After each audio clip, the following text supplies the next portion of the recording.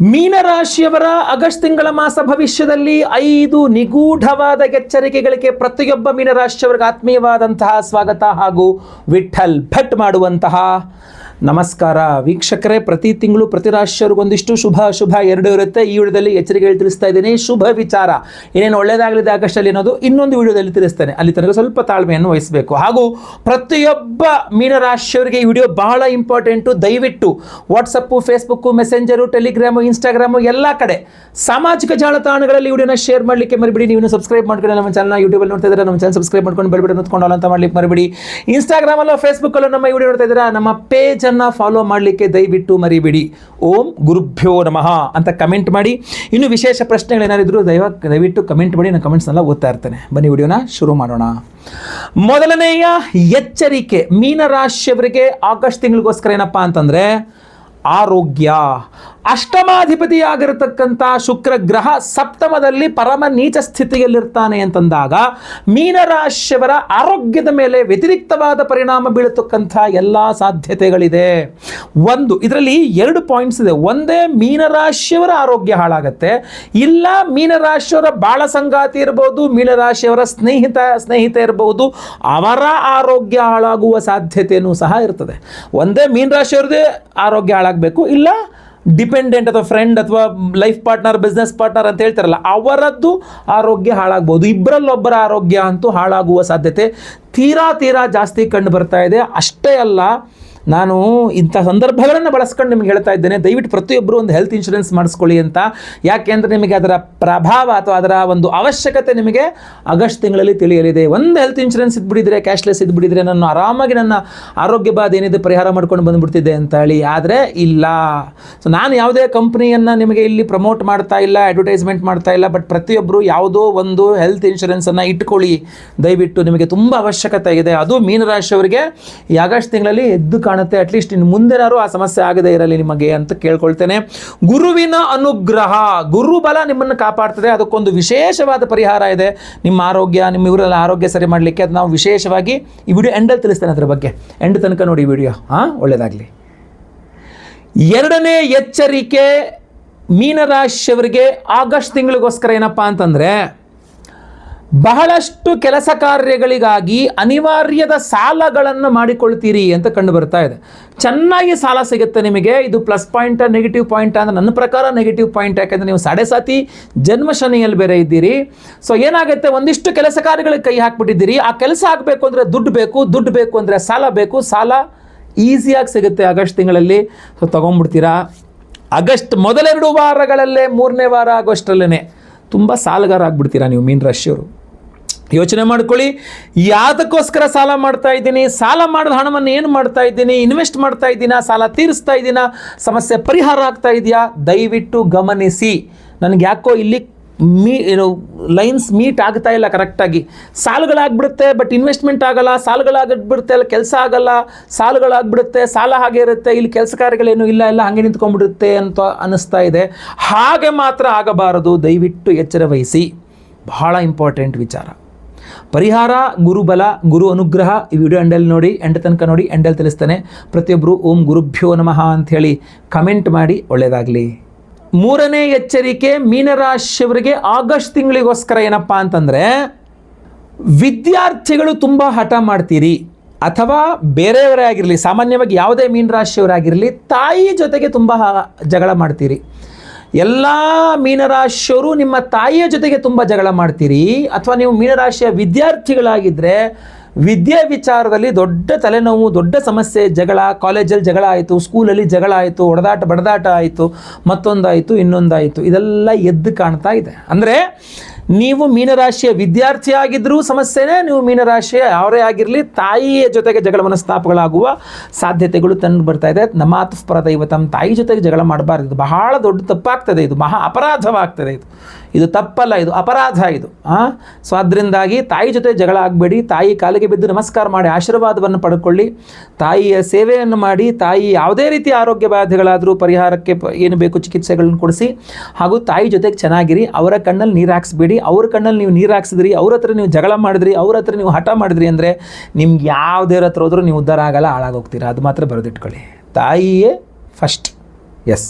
Next 4ನೇ ಎಚ್ಚರಿಕೆ ಮೀನರಾಶಿಯವರಿಗೆ August ತಿಂಗಳಿಗೋಸ್ಕರ ಏನಪ್ಪ ಅಂತಂದರೆ ದಾಂಪತ್ಯ ಕಲಹಗಳು ಅಥವಾ ಅವಿವಾಹಿತರಿಗೆ ವಿವಾಹದ ವಿಚಾರದಲ್ಲಿ ಸಮಸ್ಯೆಗಳು. ಈಗ ಆಷಾಢ ಮಾಸ ನಡೀತಾ ಇದೆ ಅಂತಂದಾಗ ಯಾರೂ ಮದುವೆ ವಿಚಾರವೇ ಪ್ರಸ್ತಾಪ ಮಾಡಲ್ಲ. ಅವಿವಾಹಿತ ಮೀನರಾಶಿಯವರಿಗೆ ಮದುವೆ ವಿಚಾರ ಪ್ರಸ್ತಾಪವೇ ದೂರದ ವಿಚಾರ, ಅದೆಲ್ಲ ಮಾಡೋದೇ ಇಲ್ಲ ಅಂಥೇಳಿ. ಕೆಲವರು ಮಾಡ್ತಾರೆ, ಮಾಡಬಾರ್ದು ಅಂತಲೇ ಏನಿಲ್ಲ, ಬಟ್ ಆಷಾಢ ಅಂದ ತಕ್ಷಣ ಬಿಟ್ಬಿಡ್ತಾರೆ. ಅದು ನಾವೇನೂ ಮಾಡಲಿಕ್ಕಾಗಲ್ಲ, ಅವರವರ ಒಂದು ಇದು. ಆದರೆ ಆಲ್ರೆಡಿ ಮದುವೆ ಆಗಿರತಕ್ಕಂತಹ ಮೀನರಾಶಿಯವರ ದಾಂಪತ್ಯದ ವಿಚಾರದಲ್ಲಿ ಬಹಳಷ್ಟು ಸಮಸ್ಯೆಗಳು ಕಂಡು ಬರ್ತಾ ಇದೆ. ಇಲ್ಲಿ ಸಪ್ತಮದಲ್ಲಿ ನೀಚ ಸ್ಥಿತಿಯಲ್ಲಿ ಶುಕ್ರ, ಕಾರಕೋ ಭಾವ ನಾಶಾಯ, ಅದು ಸಪ್ತಮದಲ್ಲಿ ನೀಚ ಶುಕ್ರ ಅಂತಂದಾಗ ಮೀನರಾಶಿಯ ಗಂಡ ಹೆಂಡತಿ ಜಗಳ ತಾರಕಕ್ಕೆ ಹೋಗುವ ಸಾಧ್ಯತೆ ಇದೆ. ಅಥವಾ ಇನ್ನು ಮದುವೆ ಆಗಿಲ್ಲ, ಏನೋ ಪ್ರೀತಿ ಪ್ರೇಮ ಪ್ರಣಯಾದಿಗಳಿಲ್ಲದೆ ಅಂದರೆ ಅಲ್ಲೂ ಅಷ್ಟೇ ಕಿತ್ತಾಡಿಕೊಂಡು ಜಗಳ ಮನಸ್ತಾಪಗಳು ತಾರಕಕ್ಕೆ ಹೋಗುವ ಸಾಧ್ಯತೆಗಳು ತೀರಾ ಜಾಸ್ತಿ ಕಂಡು ಬರ್ತಾ ಇದೆ. ಸೊ ಹಣಕಾಸಿನ ವಿಚಾರದಲ್ಲಿ, ಹೆಣ್ಣು ಮಕ್ಕಳ ವಿಚಾರದಲ್ಲಿ, ನಿಮ್ಮ ಬಾಳ ಸಂಗಾತಿ ಅಥವಾ ನಿಮ್ಮ ಸ್ನೇಹಿತ ಅಥವಾ ನಿಮ್ಮ ಗುಡ್ ಫ್ರೆಂಡ್, ನಿಮ್ಮ ಬಾಯ್ ಫ್ರೆಂಡ್ ಗರ್ಲ್ ಫ್ರೆಂಡ್ ಯಾವುದೋ ಅವರ ನಡುವೆ, ನಿಮ್ಮ ನಡುವೆ ಅಥವಾ ದಂಪತಿಗಳು ನಡುವೆ ಸ್ವಲ್ಪ ಜಗಳ ಮನಸ್ತಾಪಗಳಾಗುವುದು. ಹೆಣ್ಣಿನ ಸಂಬಂಧಪಟ್ಟು ಅಥವಾ ದುಡ್ಡಿನ ಸಂಬಂಧಪಟ್ಟು ಜಗಳ ಮನಸ್ತಾಪಗಳಾಗುವ, ಅಪಾರ್ಥಗಳಾಗುವ ಸಾಧ್ಯತೆ ಜಾಸ್ತಿ ಇದೆ. ಅದಾಗದಂತೆ ನೀವು ನೋಡ್ಕೊಳ್ಬೇಕು. ಸ್ವಲ್ಪ ಗುರು ಅನುಗ್ರಹ, ಅಮ್ಮನವರ ಅನುಗ್ರಹ ಬೇಕಾಗ್ತದೆ. ಲಲಿತಾ ಸಹಸ್ರನಾಮವನ್ನು ಕೇಳಿಸ್ಕೊಳ್ತಾ ಇರಿ. ಇಲ್ಲ ಗುರು ಅನುಗ್ರಹಕ್ಕೆ ನಾವು ವಿಶೇಷ ಪರಿಹಾರವನ್ನು ಮಾಡಿ ಪ್ರಸಾದ ಕೊಡ್ತಾ ಇದ್ದೇವೆ. ವಿಡಿಯೋ ಎಂಡಲ್ಲಿ ಅದ್ರ ಬಗ್ಗೆ ತಿಳಿಸ್ತೇನೆ. 5ನೇ ಎಚ್ಚರಿಕೆ ಮೀನರಾಶಿಯವರಿಗೆ ಆಗಸ್ಟ್ ತಿಂಗಳಿಗೋಸ್ಕರ ಏನಪ್ಪ ಅಂತಂದರೆ ಹಣಕಾಸಿನ ವಿಚಾರ ಜೊತೆಗೆ ಅಣ್ಣ ತಮ್ಮಂದಿರ ವಿಚಾರ. ನೀವು ಮೀನರಾಶಿಯವರಾಗಿದ್ದರೆ ನಿಮ್ಮ ಅಣ್ಣ ಅಥವಾ ತಮ್ಮ, ಅಕ್ಕ ಅಥವಾ ತಂಗಿ ಅವರ ಜೊತೆಗೆ ನೀವು ಹಣಕಾಸಿನ ವಿಚಾರವಾಗಿ ಸ್ವಲ್ಪ ಜಗಳ ಮನಸ್ತಾಪಗಳಾಗಿ ಅವರು ನಿಮ್ಮಿಂದ ದೂರ ಆಗುವಂತಹ ಸಾಧ್ಯತೆ ಜಾಸ್ತಿ ಕಂಡು ಬರ್ತಾ ಇದೆ. ಯಾವುದೋ ದುಡ್ಡಿನ ವಿಚಾರ ಬಂದ್ಬಿಡ್ತು, ಅಣ್ಣ ತಮ್ಮ ದೂರ ಆದರು, ಅಕ್ಕ ತಂಗಿ ದೂರ ಆದರು, ಅಕ್ಕ ತಮ್ಮ ದೂರ ಆದರು, ಅಕ್ಕ ತಮ್ಮನೋ ಅಕ್ಕ ತಂಗಿನೋ, ಅಣ್ಣ ತಮ್ಮನೋ ಅಣ್ಣ ತಮ್ಮನ, ಈ ಥರ ಸಹೋದರ ಸಹೋದರಿಯರು ದೂರವಾಗುವ, ಹಣಕಾಸಿನ ವಿಚಾರವಾಗಿ ಹೆಣ್ಣಿನ ವಿಚಾರವಾಗಿ ಜಗಳ ಮಾಡ್ಕೊಂಡು ದೂರವಾಗುವ ಸಾಧ್ಯತೆ ತೀರಾ ಜಾಸ್ತಿ ಇದೆ. ಈ ಸಲ ಆಗೋದು ದೊಡ್ಡ ಕಂದಕ ಆಗಿಬಿಡಬಹುದು. ಈ ಕಡೆ ತಾಯಿ ಸಪೋರ್ಟು ಇಲ್ಲ, ಈ ಕಡೆ ಒಡ ಹುಟ್ಟಿದವ್ರ ಸಪೋರ್ಟು ಇಲ್ಲ, ಈ ಕಡೆ ತಂದೆಯವರು ಅಪಾರ್ಥ ಮಾಡ್ಕೊಳ್ತಾ ಇದ್ದಾರೆ, ಏನೇನೋ ಆಗ್ಬಿಡ್ಬೋದು. ಸೊ ಅದು ಏನೇನೋ ಆಗದಂಗೆ ನೀವೇ ಸುಧಾರಿಸಬೇಕಾಗ್ತದೆ, ಅದನ್ನು ಸುಧಾರಿಸಬೇಕಾಗ್ತದೆ. ಅದ್ರ ಜೊತೆಗೆ ಹಣವನ್ನು ಕಳೆದುಕೊಳ್ಳುವ ವಿಚಾರವೂ ಇದೆ. ನೀವು ಸ್ವಲ್ಪ ದುಡ್ಡನ್ನು ಕಳ್ಕೊಳ್ತೀರಾ ಅಂತ ಕಂಡು ಬರ್ತಾ ಇದೆ. ಯಾರನ್ನೋ ನಂಬಿಕೊಂಡು, ಫ್ರೆಂಡ್ ನಂಬ್ಕೊಂಡು ತೊಗೊಂಡೋಗಿ ಇನ್ವೆಸ್ಟ್ ಮಾಡಿಕೊಂಡು. ಸೊ ಅದರಿಂದ ಬಿಸ್ನೆಸ್ಸಲ್ಲಿ ಕೂಡ ಲಾಸ್ ಆಗಿಬಿಡಬಹುದು. ಸೊ ಈ ವಿಚಾರವಾಗಿಯೂ ನೀವು ಮೀನರಾಶಿಯವರು ಗಮನಿಸಬೇಕು. ದೊಡ್ಡ ಇನ್ವೆಸ್ಟ್ಮೆಂಟ್ ಮಾಡುವಂಗಿಲ್ಲ, ಶೇರ್ ಮಾರ್ಕೆಟ್ ಕಡೆ ತಲೆ ಹಾಕುವಂಗಿಲ್ಲ, ಅಣ್ಣ ತಮ್ಮ ಅಕ್ಕ ತಂಗಿದ್ರ ಜೊತೆ ಜಗಳ ಮನಸ್ತಾಪಗಳು ಮಾಡ್ಕೊಳ್ಳೋಂಗಿಲ್ಲ, ಬಾಳ ಸಂಗಾತಿ ಗಂಡ ಅಥವಾ ಹೆಂಡತಿ ಜೊತೆಗೆ ಜಗಳ ಮನಸ್ತಾಪಗಳು ಮಾಡಿಕೊಳ್ಳುವಂಗಿಲ್ಲ. ಸ್ವಲ್ಪ ಎಚ್ಚರಿಕೆಯಿಂದ ಹೂವು ಎತ್ತದಂಗೆ ಜೀವನ ಮಾಡ್ಕೊಂಡು ಹೋಗಬೇಕಾಗ್ತದೆ. ಭಾಳ ಕೇರ್ಫುಲ್ಲಾಗಿ ಜೀವನ ಮಾಡಿಕೊಂಡು ಹೋಗಬೇಕಾಗ್ತದೆ. ಇಲ್ಲಿ ನಿಮಗೆ ಸದಾ ಸರ್ವದಾ ಸಹಾಯ ಮಾಡ್ತಕ್ಕಂಥದ್ದು ಗುರುಬಲ, ಪವರ್ಫುಲ್ ಗುರುಬಲ ನೆನ್ಪಿಟ್ಕೊಳ್ಳಿ. ಅದಕ್ಕೊಂದು ಅದ್ಭುತವಾದ ಪರಿಹಾರವನ್ನು ಮಾಡಿ ವಿಶೇಷ ಪ್ರಸಾದವನ್ನು ನಿಮಗೆ ಕೊಡ್ತಾ ಇದ್ದೇವೆ ನಾವು. ಪ್ರತಿಯೊಬ್ಬರಿಗೂ ಸಹ ಓಂ ಗುರುಭ್ಯೋ ನಮಃ ಅಂತ ನಾವು ಕಮೆಂಟ್ ಮಾಡಿ ಅಂತ ನಾನು ಹೇಳಲಿಕ್ಕೆ ಕಾರಣ, ಗುರುಪೂರ್ಣಿಮೆ ಇದೆ. ಜುಲೈ 29ನೇ ತಾರೀಕು ಬುಧವಾರ ಗುರುಪೂರ್ಣಿಮಾ. ಸೊ ಗುರುಪೂರ್ಣಿಮೆಯಿಂದಾಗಿ ಗುರುವಿನ ಅನುಗ್ರಹ ಪ್ರತಿಯೊಬ್ಬರಿಗೂ ಸಿಗಬೇಕು ಅನ್ನುವಂಥ ಉದ್ದೇಶ. ಸೊ ನೀವು ಏನು ಮಾಡಬಹುದು ಪರಿಹಾರ, ಆಗಸ್ಟ್ ತಿಂಗಳ ಎಲ್ಲ ಸಮಸ್ಯೆಗಳ ಪರಿಹಾರಕ್ಕೆ ಜುಲೈನಲ್ಲೇ ನೀವು ಜುಲೈ 29ನೇ ತಾರೀಕು ಮನೆ ಹತ್ತಿರದಲ್ಲೆಲ್ಲರೂ ಗುರುವಿನ ಸನ್ನಿಧಾನಗಳು, ದತ್ತಾತ್ರೇಯರ ದೇವಸ್ಥಾನ ಇರಬಹುದು, ಸಾಯಿಬಾಬಾ ದೇವಸ್ಥಾನ ಇರಬಹುದು, ರಾಘವೇಂದ್ರ ಸ್ವಾಮಿಗಳ ಮಠ ಇರಬಹುದು, ಶಂಕರ ಮಠ ಇರಬಹುದು, ನಿಮ್ಮ ಕುಲ ಗುರುಗಳ ಮಠ ಇರಬಹುದು. ಸೊ ಗುರು ಮಠಗಳಿಗೆ ಹೋಗಿ ಅಲ್ಲಿ ಗುರುಗಳಿಗೆ ಒಂದು ಆರಾಧನೆ ಅಂದರೆ ಒಂದು ಪಾದಪೂಜೆ ಇರಬಹುದು, ಒಂದು ಏನಾದ್ರು ಅಭಿಷೇಕ ಸೇವಾದಿಗಳಿರಬಹುದು, ಸಮರ್ಪಣೆ ಅಂದರೆ ಅರಿಶಿನ ಬಣ್ಣದ ವಸ್ತ್ರದಲ್ಲಿ ಕಡಲೆಕಾಳು ಸಮರ್ಪಣೆ ಮಾಡ್ತಕ್ಕಂಥದ್ದು ಇರಬಹುದು. ಏನೂ ಆಗಿಲ್ಲ ಅಂದರೆ ಅಲ್ಲೇ ಕೂತ್ಕೊಂಡು ಗುರುಗ್ರಹದ ಅಷ್ಟೋತ್ತರವನ್ನು 108 ಸಲ ಅಷ್ಟೋತ್ತರವನ್ನು ಪಠನೆ ಮಾಡಿದ್ರು ಸಾಕು. ಓಂ ಗುರುಭ್ಯೋ ನಮಃ ಅಂಥೇಳಿ ಒಂದು 108 ಬಾರಿ ಜಪ ಮಾಡಿದ್ರು ಕೂಡ ಸಾಕಾಗ್ತದೆ. ಭಾಳ ಪವರ್ಫುಲ್ ಆಗಿರತಕ್ಕಂಥ ದಿವಸ.